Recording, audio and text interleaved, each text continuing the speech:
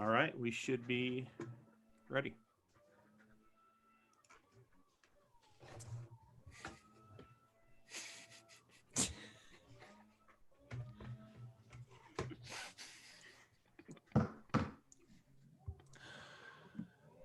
All right, Dale. Hey, everybody, it's Dale Jr. Who's vacuuming? No. Leah. Vacuuming Leah's house? No, it's a leaf blower. They've been mowing and landscaping outside my apartment. Right. He is right outside my window right now. Right at the window. Perfect timing. Hey, everybody, it's Dale Jr. From the Dale Jr. Download, Mike Davis, Leah Vaughn. And this is the Ask Junior part of the show here on our YouTube channel, provided to us by Xfinity. Thanks to Xfinity for supporting our podcast. They've been a great supporter of our sport through many different avenues over the years, and now part of the family here at Dirty Mo Media. So I know you guys got some great questions. We've had a great show up to this point. Can't wait for you guys to hear it later on today. But let's get these questions going, Leah. First question is coming from Doug Farrell. He is planning his New Year's Eve trip and going to Key West. So he wants to know some of your favorite hangouts. Golly. Well, so there's a great little small tiny bar called Shots and Giggles. It's a small house. They got about 6 bar stools, some wine there if your wife likes that. But so Shots and Giggles is a great place to have a few drinks. And, there's the obvious places that sort of stand out that are on Duval Street that, Captain Tony's and all that stuff that's you're going to go to those without a doubt. But Shots and Giggles is kind of a little tucked away on the corner of this one street off Duval. The Raw Bar, world famous place to go eat oysters, but you have to get the buffalo shrimp at the Raw Bar. The buffalo shrimp is if I go to Key West, I don't care if it's for a week or a day, I'm going to eat buffalo shrimp from the Raw Bar. There's so many great spots.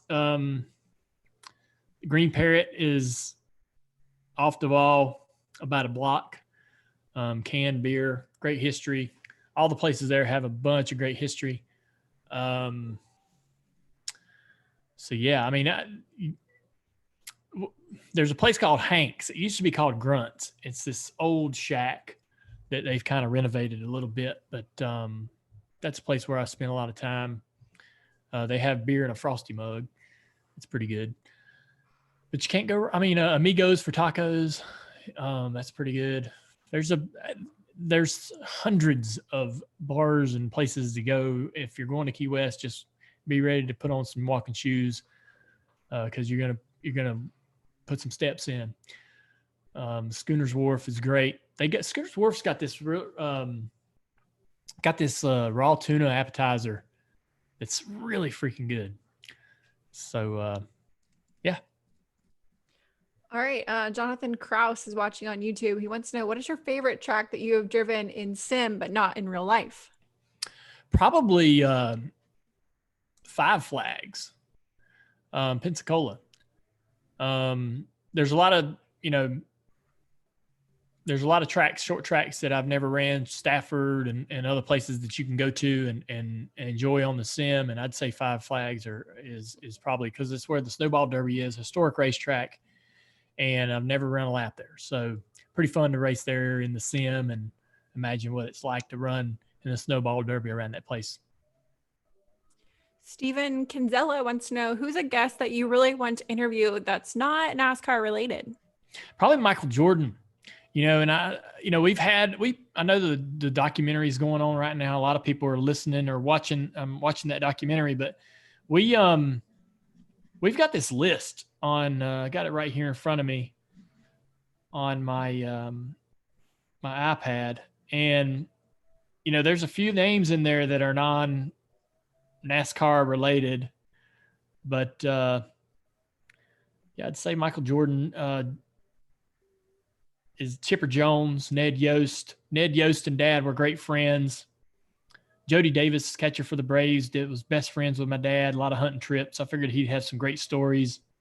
Hank Parker Jr. and Hank Parker Sr. at the same time. Yeah, Hank Parker Sr., right? He's a fisherman.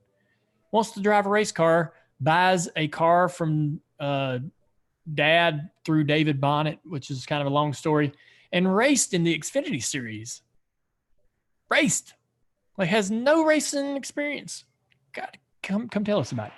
So, Jerry Glanville would be a great one. So there's just a few names that I think people would probably enjoy listening to.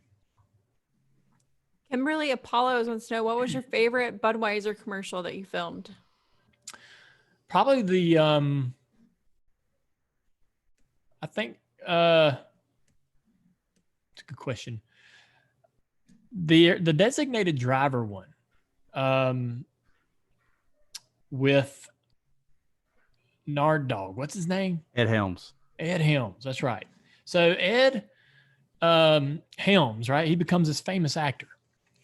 Back around 2001 or so, whenever that was, that Budweiser wants to shoot a designated driver ad for the Super Bowl, and which is a great freaking thing. So I fly all the way over to LA, and we spent all night filming this designated driver. And I'm basically driving Ed around home from the bar, and he literally lives maybe just a block from the bar, but he drives me all over his neighborhood so that he can wave to all the neighbors who happen to be up at 2:00 in the morning. And he's like, hey, Billy, hey, Jamie, right, Junior's taking me home, man. I'm, just out riding around. And so I sat in this car with Ed for hours as we filmed this commercial. And great guy, really nice. He's like, man, I'm a comedian. I just moved here. I'm just trying to get going. So we talked, he was just starting to get some traction. And that was a big deal for him to have that opportunity in that commercial, regardless of me being a part of it. It was a big commercial opportunity for him. And so it was fun to spend that evening just chatting, sitting in that car as they towed us around on this trailer. We didn't have to drive with it. We were floating around on the trailer as they drove us around the neighborhood. And then he becomes this big star. And, literally stars in one of my favorite sitcoms ever, The Office. Our buddy Higgy, you mentioned the Michael Jordan documentary. So our friend Higgy chiming in on YouTube, he said, if they did a Last Dance style documentary for a NASCAR driver or owner, who would you want it to cover? I was thinking about this the other day. I think it would be awesome to cover if somebody did a documentary on the 1987 season. And, Dad had a great year as a championship season in the Wrangler car. A lot of beating and banging. You could even blend in some of the things that happened in 1985 to sort of lead up to tell that story. But Dad was sort of in the middle of his intimidator, building that persona, getting penalized and fined and parked for rough driving and aggressive driving. The Winston All-Star race, just most incredible race I've ever witnessed in my life. There's just a lot going on that particular time. So I think it'd be fun to relive that. And those old Monte Carlos, just beautiful.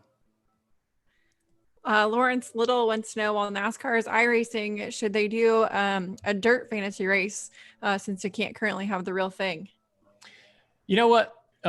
There is enough content right now on iRacing as far as hosted and special events. I've actually got a calendar on my phone so that I can keep up with who's racing and where they're racing as far as iRacing events. So if you if you have a Twitch account, if you don't, create a Twitch account, follow iRacing on Twitch. Tonight they have the Woo Sprint Car World Championships at Lernerville, right about the time this podcast probably comes out. On Tuesday this week, they have on POWRI.TV, they've got a midget racing league. On enascar.com live, they have the Coca-Cola iRacing series at Dover on Tuesday night. Fox has a 8 p.m. Eastern weekly iRacing show that's an hour long. Then the Cars Esports Tour races at New Smyrna that's on Podium Sports on a Twitch channel. So there's racing almost every night of the week now. There's a Subaru All-Star Invitational on iRacing.com Friday at 6 p.m. So what my point is like, geez, there's so many on Saturday. They got the IndyCar race this Saturday. They got we got Dover coming up on Sunday. There's something on just about every single night. And if you need to follow iRacing on their social media handles to be able to understand how to keep up with some of that stuff. But also you need a Twitch account. Get a Twitch account. I'm on Twitch now, streaming some of the races that I run at Earnhardt Jr. 88. And those, that's a great way to keep up with, some of the racing that's going on each night. There's always somebody as well with their own channel streaming. Connor Daly is a great guy to follow on Twitch. A lot of the real world drivers, Landon Castle, Parker Klingerman, Garrett Smithley, all those guys have their own Twitch accounts, and they're usually streaming every single night. So if you want something to do, great commentary, and they interact with the chat, so you can sit there and ask questions and so forth. You can support them by subscribing to their channels.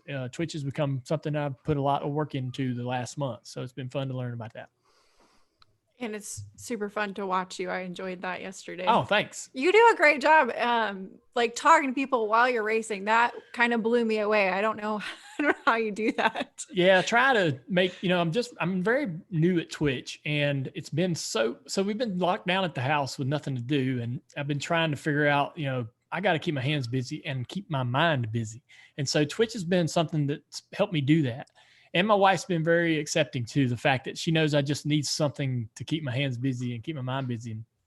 And learning how the software and the hardware and all that works, and just actually getting yourself up to speed to be able to put a stream on, and then knowing what people want, or trying to learn what people really want to do and want to understand why you're twitching. So why you're streaming. Obviously they want to know why I'm doing what I'm doing in the sim, why I take this line or try to pass this guy here, or what I'm experiencing.